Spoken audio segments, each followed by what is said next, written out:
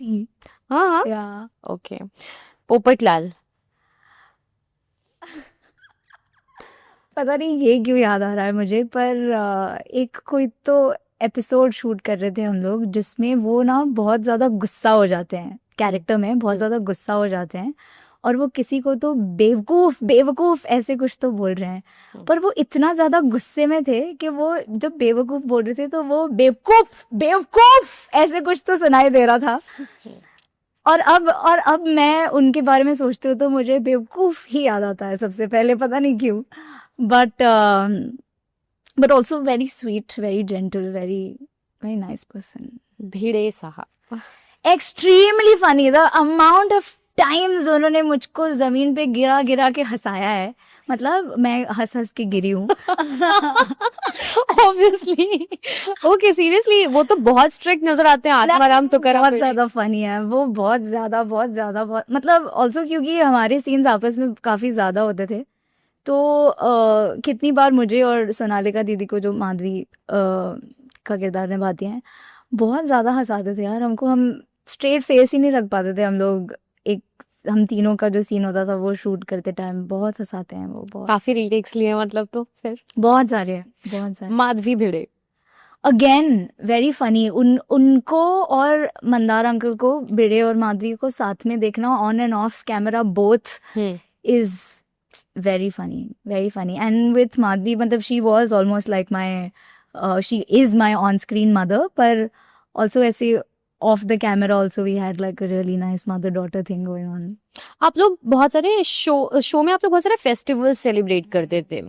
किसी फेस्टिवल की, आपकी किसी फेस्टिवल शूट की कोई मेमोरी है? जैसे जन्माष्टमी होता था, नवरात्रि होता था, देन दिवाली, सेलिब्रेशंस ही सेलिब्रेशंस होते थे, तो उस सेलिब्रेशन की अगर कोई मेमोरी हो आपकी। काफी सारी है यार, मतलब हम लोग हर साल सारे ही सेलिब्रेट करते थे, तो मजा भी आता था, थोड़ा टायरिंग भी हो जाता था, क्योंकि दिवाली और नवरात्रि और ये सारे जो फेस्टिवल्स होते थे जो रात के टाइम पे शूट करते थे हम लोग, तो अगर नवरात्रि शूट कर रहे हैं तो रोज वो चनिया चोली पहन के 12 नाइट्स इन अ रोज हम कर रहे हैं, तो फिर हम लोग रुकते थे कि वो कभी वो टाइम आएगा कि हम गरबा खेल रहे हैं वो शूट करेंगे। तो कुश और मैं हम लोग रुकते थे कि अभी एक बार गाना बजेगा तो अभी हम लोग थोड़ा सा नाचेंगे कि फाइनली ये कॉस्ट्यूम जो इतने दिनों से पहना हुआ है वो थोड़ा वसूल हो वो। और फिर बहुत मज़ा आता था यार होली खेलने में, दिवाली में। मतलब मैंने पटाखे शायद सिर्फ सेट पे ही फोड़े हैं, क्योंकि मेरे घर पे पटाखे फोड़ने का रिवाज नहीं है कोई, तो हम लोग दिवाली पे कभी पटाखे नहीं, मतलब लाते हैं वो छोटे छोटे फुलझड़ियाँ जैसे वगैरह, वो सब ऐसे बहुत प्लानट कॉन्शियस है मेरे माँ बाप, तो कभी हम लोग फटाके वगैरह नहीं लाते थे। तो सेट पे बहुत सारे फटाके फोड़े हैं मैंने दिवाली पे, तो अभी तो नॉट, अभी तो कोई फटाके फोड़ने का शौक नहीं है, पर बचपन में मुझे हमेशा ऐसे लगता था कि मेरे सारे फ्रेंड्स फटाके फोड़ते हैं तो मुझे भी फोड़ने, आप क्यों नहीं ला के देते हो मुझे, तो वो मैं सेट पे फोड़ लेती थी।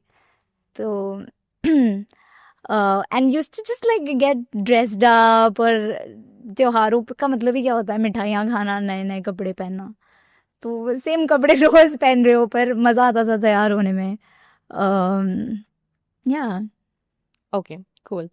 सो अभी मैं आपको कुछ कुछ लाइंस बताऊंगी और आप बताना ये सच है या नहीं, और अगर आपको कोई बीटीएस स्टोरी याद आती है तो। किसी सीन में किसी ने हंसी रोकने के लिए टेक कटवा दिया हो। टेक कटवा दिया? हाँ मतलब सीन कटवाया हो कि भाई रुक जाओ मेरे को हंसी आ रही है। All the time, all the time. Okay कोई कोई एक स्पेशली स्पेसिफिक सीन अगर आपको याद आ रहा हो तो। ये इतनी बार हुआ है कि एक स्पेसिफिक याद रखना, याद करना अभी इतने सालों बाद तो बहुत मुश्किल है, सॉरी। सेट पर कभी किसी ने चुपके से किसी का टिफिन खा लिया हो। चुपके से नहीं, हम तो हमेशा साथ में बैठ के शेयर ही करते थे, तो चुपके से खाने का तो वहाँ पे लाइक लंच ब्रेक ऐसे होता है, कॉमन होता है कि हाँ अभी सब ब्रेक पे गए हैं and everyone is eating together. तो फिर वी हैड, मतलब not everybody would never eat हाँ, टुगेदर, हाँ। पर we always had our little lunch groups, कि कभी डिपेंडिंग ऑन कौन किस किस का शूट भी है आज, ज़रूरी नहीं है कि सारे रोज़ ही होते हैं, तो कुश एंड आई एंड अंबिका दीदी एंड सोनालिका दीदी, हम लोग चार, और भव्या जब तक वो था, हम लोग सारे बैठ के हमेशा खाते थे लंच कर रहे थे। साथ में, या ओके। और जब बबीता जी और जेठालाल का सीन हो और पीछे से किसी को हंसी आ जाए, ऐसा कभी हुआ है या फिर नहीं? ऑफ कोर्स हुआ ही होगा, मतलब क्योंकि I am telling you, Dilip sir is very very funny, तो वो हमेशा कुछ ना कुछ ऐसा कर ही देते हैं कि बहुत मुश्किल है नहीं हंसना।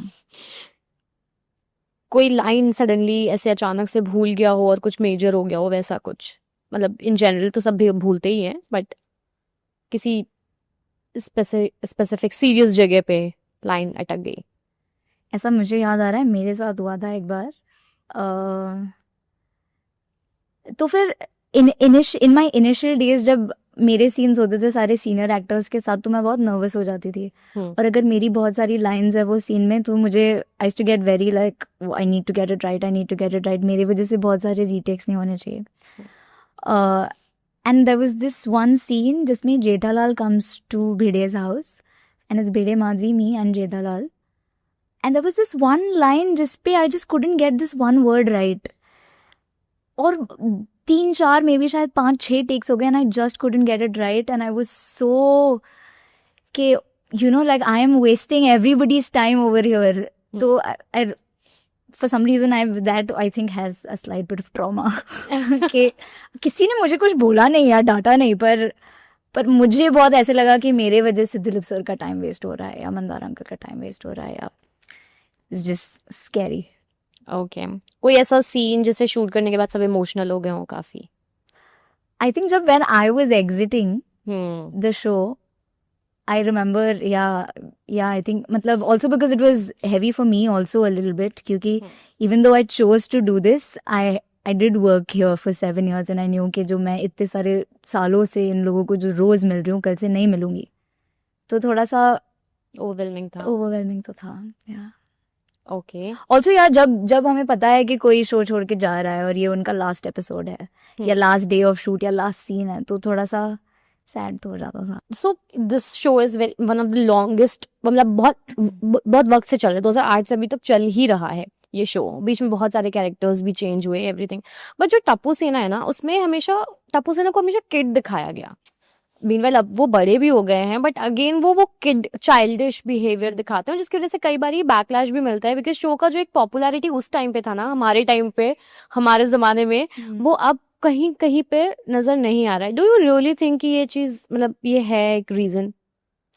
आई एम जस्ट ग्लैड कि जब तक मैं एक्चुअली बच्ची लग रही थी तब तक ना थी, हाँ। और अब मैं नहीं हूँ। अब क्या ही करना मुझे इसके बारे में ओपिनियन दे के। ओके। अभी आज ही एक न्यूज आई है कि आफ्टर मेहता साहब and Anjali Mehta and everything, Jethalal and Munmun Dutta is also leaving the show. Also जो अय्यर प्ले करते हैं सर तानुल अंकल, वो भी I think he is also leaving the show. ऐसा क्या रीजन है जो बहुत सारे एक्टर्स जो बहुत वेल स्टैब्लिश्ड, जिनके कैरेक्टर्स बहुत स्ट्रांग थे, वो सभी छोड़ कर जा रहे हैं ये शो? आप कितने ही टाइम के लिए एक चीज रोज कर सकते हो ना? सबको, everybody has a life and everybody needs to decide कि उनके लिए उनकी जिंदगी में क्या करना जरूरी है। I understand that the show has become really big and it's a big part of the audience's life also and a big part of the people who work for it, उनकी जिंदगी भी, पर at the end of the day वो फिर भी एक काम ही है। आई थिंक सबको अपनी जिंदगी में डिसाइड करने का पूरा अधिकार है कि वो क्या करना चाहते हैं और क्या नहीं करना चाहते हैं। आई डोंट फील लाइक किसी को भी जस्टिफाई करने की जरूरत है कि वो क्यों कुछ चीज, मतलब whether they want to work for it or not। Actually इस शो के अराउंड ना बहुत सारे लोगों ने सामने आके बात की, जैसे बावरी जी थी, उन्होंने भी काफी कुछ बोला है कि बिहेवियर बहुत अच्छा नहीं होता था। पे गैप को लेकर के भी बात की गई है कि पेमेंट वगैरह टाइम पे नहीं मिलती थी। जेनिफर जी जो कि मिसेस सोडी प्ले करती थी, उन्होंने भी काफी कुछ एलिगेशंस लगाए थे, बोले थे ना। सो आपका कोई ऐसा मतलब ऐसा एक्सपीरियंस रहा है, जैसे बोलते ना कि dark secret of this comedy show, या फिर ऐसा लगे कि हाँ ये थोड़ा था जो स्क्रीन पे तो अच्छा दिखता है बट इसके पीछे का ये एक सीक्रेट है जो सही नहीं है, जिस पे काम करने की जरूरत है? ऐसी कौन सी चीज होती है जो सिर्फ अच्छी है? होती है कोई? आप बता सकते हो? हर सिक्के के दो पहलू तो होते हैं। तो यिंग यांग की तरह अगर सब कुछ वाइट है तो उसमें एक ब्लैक डॉट होगा, या फिर एक सब कुछ ब्लैक है तो उसमें एक वाइट डॉट होगा. तो ठीक है, मतलब everybody is trying to do the best they can, yeah, in life, and everybody wants the best for themselves. I don't know really what to say about this. I chose what I chose when I thought the time was right, and I've just moved on in life. So this was your TMKOC was your first project technically. एक तो छोड़ My दिया था first आपने Gujarat project, yeah. Big project. उसके पहले आपने कुछ I've ads done lots of ad films, yeah. Ad films वगैरह किए थे. Okay okay. अब सोडी साहब बीच में एक बारी जो प्ले करते थे, गुरशरण सिंह, उनका भी काफ़ी ही वेंट मिसिंग और फिर उसके बाद he is not having food and everything. आप हैं उनके साथ टच में या उनसे बात हुई No, कभी? sadly, नहीं. नहीं. और किसी भी कैरेक्टर के साथ टच में हाँ, there are a few. I am very much in touch with Dilkhush दीदी, जो रोशन भाभी प्ले करती थी, प्ले कर रही थे. I am in touch with Bhavya. I am in touch with Kush. I am in touch with Ambika दीदी, जो कोमल प्ले करती हैं. ऑन एंड ऑफ तो बात होती रहती है. हाँ. ओके. और आप ये शो छोड़ने का रीज़न आपका अपना था कि like now you have decided just because you I left the show because, like I said, I was doing so many things. School, classes, फिर स्कूल के बाद कॉलेज, 12th स्टैंडर्ड, उसके बाद डिग्री कॉलेज, ऑल वाइल दिन में 12-12 घंटे काम कर रहे हो आप for at least 10 to maybe sometimes 20 days in a month. तो बहुत सारा मज़ा आ रहा था for a really long time, until वो एक अर्ली बर्नआउट के साइंस महसूस होने लगे. तो तब ऐसे लगा कि अब बहुत सारी दूसरी चीज़ें भी हैं ज़िंदगी में जो मुझे एक्सप्लोर करनी है, जिस पे फोकस करना है, things I want to get better at. और बहुत ज़्यादा ज़रूरी होता है to get out of some place वहाँ पहुँचने के लिए where you're meant to be.